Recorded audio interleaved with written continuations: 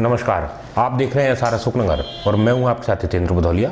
आप हमारे YouTube channel SRS Sukhnagar को देखने के लिए इसे सब्सक्राइब कर सकते हैं और इस पर आने वाली वीडियो को अगर आप जल्द देखना चाहते हैं तो इसके बेल आइकॉन को भी प्रेस कर लीजिए।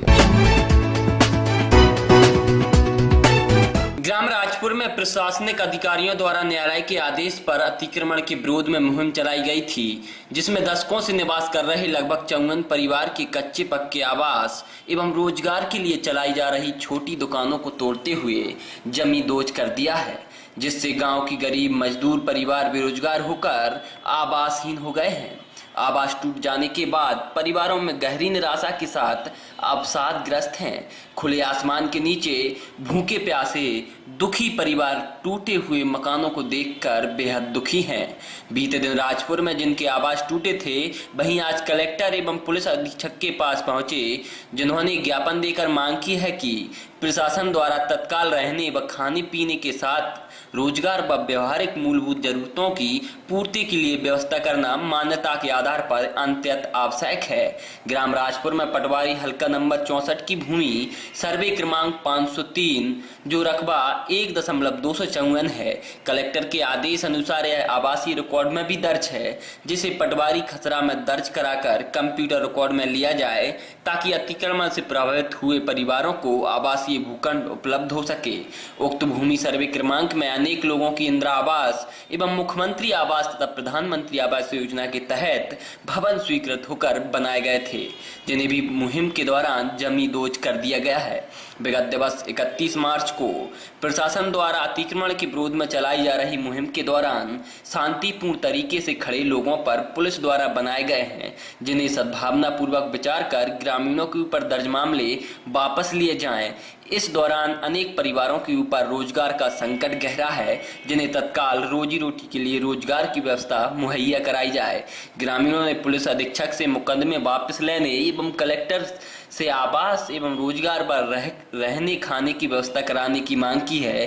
कहा है, अगर मांग पूरी नहीं होती तो हमारे पास आत्महत्या करने के अलावा कोई विकल्प नहीं होगा, जिसका जिम्मेदार पुलिस प्रशासन एवं जिला प्रशासन होगा। सुनिए क्या कहते हैं राजपुर के ग्रामीण। सड़क पे रह रहे हैं श्रीमान। सड़क पे ही है अभी? परिवार कहाँ है? परिवार सड़क पे है सब लोग। तो अभी प्रशासन ने आपके लिए किसी तरह की कोई मदद की? वहाँ पर कोई खाना पीना या कुछ वैसे? कोई मदद नहीं की साहब, कोई मदद नहीं? कोई मदद नहीं की। तो अभी आप खुले में ही रह रहे हैं? खुले में। प्रशासन से क्या मांग करने आए आप? प्रशासन से मांग करने आए साहब, हमें आवास दें या हमें जो हमारे मकान गिर गए हैं बाइक कछु लाभ दें। हम बेरोजगार हो गए हैं साहब श्रीमान जी। जमीन बेच के हमने मकान बनाए थे, मकान सब गिर चुके हैं। हमारे पास रहने की व्यवस्था नहीं है साहब। सड़क पे बच्चे नहीं डाले हैं, उन्हें ना चाय की व्यवस्था, ना खाने की व्यवस्था, ना हमारी आगे की व्यवस्था। कहाँ से हम उनका पेट भरेंगे बच्चे का? वैसे कल जो राजपुर में अतिक्रमण हटाओ कार्यक्रम चला था, उसके बाद हम कलेक्टर साहब के लाने एक आवेदन देने आए थे और एसपी साहब के लाने जो हम पर कार्रवाई हुई थी वो गलत हुई थी। ना कि हमने प्रशासन का कुछ किया और ना ही किसी पुलिस वाले का कुछ किया। जो गलत हम पे धाराएं लगाई थी उसे हटाने को एसपी साहब को, कलेक्टर साहब के लाने जो पूरे कल विनाश हुआ है राजपुर का, उस जगह सब भूखे प्यासे मर रहे हैं, उनकी थोड़ी राहत के लाने आए थे। और कलेक्टर साहब से ये आवेदन है तो 94 में ये भूमि श्रीमान कलेक्टर महोदय द्वारा ये आवासीय भूमि हो गई थी, तो उसकी भी हाई कोर्ट ने ध्यान नहीं दिया। इस कारण ये उन्होंने आदेश जारी किया। श्रीमान जी से निवेदन है कि भविष्य में आगे चल के ये भूमि को अब ये बताइए, मतलब अगर ये आपकी मांगे नहीं मानी जाती तो क्या करेंगे? ये मांगे नहीं जाने तो सिर्फ आत्महत्या के अलावा हमारे पास कोई औचित्य नहीं है। बहुत दयनीय स्थिति है वहाँ पे। और जिनके घर टूट गए, दुकान टूट गए, सब फुटपाथ पे आ गए सर। और बच्चे छोटे छोटे, कई बच्चे 2-2 महीने के, 3-3 महीने के, उनको अपनी माताएं लेके बैठी हैं रोड पे। सारा सामान रोड पे पड़ा है सर। खाने पीने के लाले पड़ गए। हम लोगों की, हमने जो मुद्रा योजना लेके दुकान ली थी, जो मंदिर कमेटी से लोन उठा के दुकान ली थी हमने पगड़ी से, अभी 2-2, 3-3 साल हुए सर। वो दुकान, छोटी छोटी दुकान हम दुकानदारी कर रहे थे, वो दुकानें हमारी तोड़ दी गई। अब हम बेरोजगार है, कोई काम नहीं है। कलेक्ट्रेट किस लिए आए थे आप? कलेक्टर सर सरकार को ज्ञापन देने आते कि हमारी मदद करें, हमें पुनः स्थापित करें, रोजगार दें और आवास के लिए व्यवस्था करें। बच्चे भूखे प्यासे फिर रहे हैं, हम भी बेरोजगार हैं सर, कोई काम नहीं है। छोटी दुकान करता हूँ, छोटी साइकिल रिपेयरिंग का काम करता हूँ और मेरे अभी जो मैंने मकान बनाया था उसमें 7 लाख के करीब मुझे खर्चा आया था। मैंने आवास जो मेरे पिताजी के खेत था उसको 3 बीघा बेचकर मैंने मकान बनाया था, बहुत छोटा सा। मेरे छोटे छोटे बच्चे हैं, लगभग 1-1.5 साल की लड़की है और एक 3 साल का लड़का है। वो मेरे बच्चे और 3 दिन से भूखे हुए हैं और मैंने 1.5 महीने से कोई काम नहीं किया है। 1.5 महीने से मैं इतना परेशान हूँ कि मैं अभी खुद 8 दिन से है ना सामान रखते मेरा पूरा सामान टूट गया। साइकिल खाने पीने की स्थिति क्या है? खाने पीने की कोई स्थिति मतलब कोई भी खाना मतलब 15 दिन से खाना खाया ही नहीं है और स्थिति आप देख रहे हैं कि जो इतनी कंडीशन खराब हो चुकी है। बच्चों ने अभी खाना खाया? आपके परिवार के लोगों ने खाना खाया?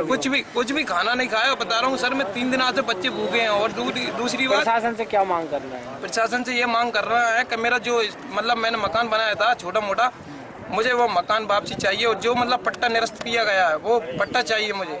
जो है ना आवास योजना, अगर भगवान जितना भी बन सके मेरे लिए सहयोग करें और जो आवास बना हुआ है तो वो बनाने की कृपा करें। और अगर मांग नहीं मानी तो क्या करेंगे? मांग नहीं मांगेंगे तो हम अपनी आत्महत्या करके जो भी जैसे मकान गिरा दिए गए हैं इस तरीके से हम गिर जाएंगे और हम अपना जो सहयोग जब तक करेंगे, जब तक होगा, जब तक ठीक है, नहीं होगा इसके लिए शासन को जिम्मेदार ठहराया जाएगा। बीज निगम के पूर्व अध्यक्ष एवं भारतीय जनता पार्टी के लोकसभा प्रभारी महेंद्र सिंह यादव ने पत्रकारों से चर्चा करते हुए कहा है कि चंदेरी ग्रामीण मंडल उपाध्यक्ष नारायण सिंह, जो कि विकलांग और वकील हैं, उनके विरुद्ध कांग्रेस नेताओं के दबाव में पुलिस प्रशासन द्वारा अनावश्यक प्रकरण दर्ज कर रही है। इसी प्रकार कई लोगों पर प्रकरण दर्ज करने नोटिस जारी भी किए गए हैं। उन्होंने कहा कि इससे पूर्व संसदीय क्षेत्र के पिछोर में भी राजनीतिक दबाव के कारण पुलिस द्वारा अनावश्यक रूप से प्रकरण दर्ज किए गए थे, जहां स्वयं पूर्व मुख्यमंत्री शिवराज सिंह चौहान को आना पड़ा था एवं बाद में जांच के बाद प्रकरण वापस लिए गए थे। श्री यादव ने कांग्रेस नेताओं को चेतावनी देते हुए कहा कि इस तरह से वह दबाव की राजनीति बंद करें और पुलिस प्रशासन से भी आग्रह कर कहा कि वह भी अनावश्यक रूप से प्रकरण दर्ज न करें, अन्यथा की स्थिति में भारतीय जनता पार्टी क्षेत्र में आंदोलन खड़ा करेगी और सड़कों पर उतरेगी। सोमवार को ऐतिहासिक नगर चंदेरी में वर्षों से कार्यरत दैनिक श्रमिकों को जबरदस्ती कार्य से निकालने एवं ठेकेदारी प्रथा में डालने के विरोध में मजदूरों के द्वारा अनिश्चितकालीन हड़ताल पर सभी दैनिक श्रमिक बैठ गए हैं। मंगलवार को उन्होंने पुरातत्व विभाग एवं अपने वरिष्ठ अधिकारियों के खिलाफ जमकर मुर्दाबाद के नारे लगाकर विरोध प्रदर्शन किया।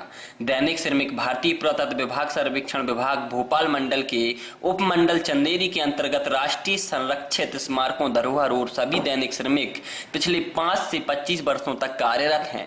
दैनिक श्रमिकों ने हर मौसम में दिन रात पूर्ण ईमानदारी और निष्ठा से अपने कर्तव्य का पालन कर रहे हैं और विभाग द्वारा दिए गए समय पर दिशा निर्देशों का पालन कर रहे हैं, परंतु भोपाल मंडल द्वारा उक्त कर्मचारियों को बिना किसी अग्रिम सूचना के कई मजदूरों को नौकरी से निकालकर बाहर कार्य करने से पृथक करने की कार्रवाई की जा रही है, जिससे कार्य से निकाले गए मजदूर दयनीय हालतों में गुजर रहे हैं, क्योंकि विभागीय अधिकारी अपनी मनमर्जी एवं निजी स्वार्थों के चलते वर्षों से कार्यरत मजदूरों को नौकरी से निकाल रहे हैं और मजदूरों को ठेकेदार प्रथा में डालने को मजबूर कर रहे हैं, ताकि अधिकारियों द्वारा कमीशन लेकर मजदूरों के हितों का शोषण कर सकें, जिसके परिणाम स्वरूप सभी श्रमिक कर्मचारियों को समय पर पूरी मजदूरी भी प्राप्त नहीं हो रही है।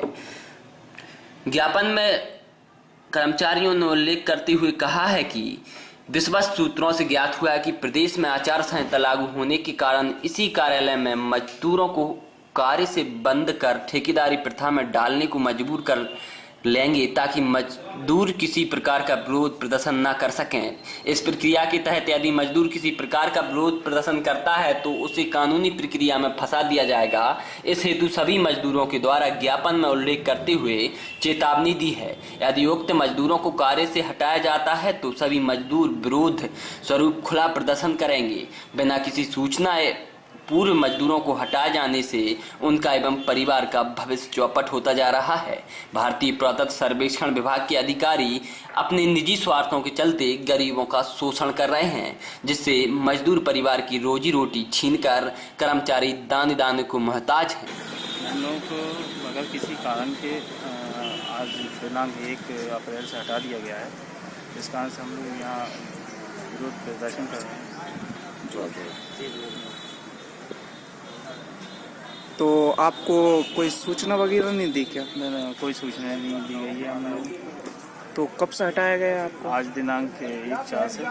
इसकी आपने अभी किसको शिकायत, किसी को शिकायत वगैरह दी लिखित रूप से? हमने अपने जिले को जिलाधीश महोदय को दी है, तहसीलदार साहब को, SDM साहब को, सबको इतना सूचना दे दी।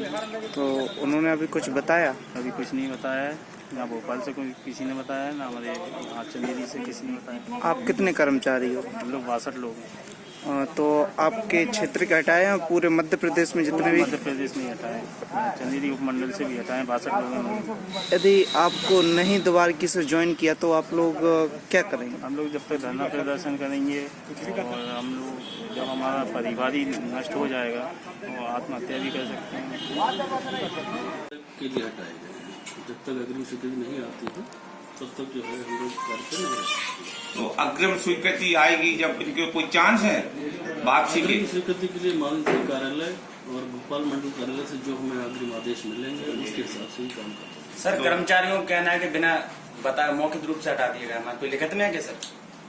लिखित में दैनिक श्रमिक हैं, दैनिक श्रमिकों को लिखित किसी प्रकार से लगाते समय भी नहीं दिया जाता है और न अभी कोई ऐसा हम लोगों को प्रॉब्लम होता है कि भाई कर्म वस्त्र के तहत लगाया कर्मचारियों को और समय अनुसार जितना काम जितने समय के लिए है उस समय में लगा लेते हैं। सर, हटाने का कारण मुख्य तो बजट का भी अभाव है हमारे पास और दूसरा स्वीकृति नहीं है अभी मेरे पास। सर, वही कर्मचारियों का कहना है कि मैं 7-8 महीने से वेतन भी नहीं मिली।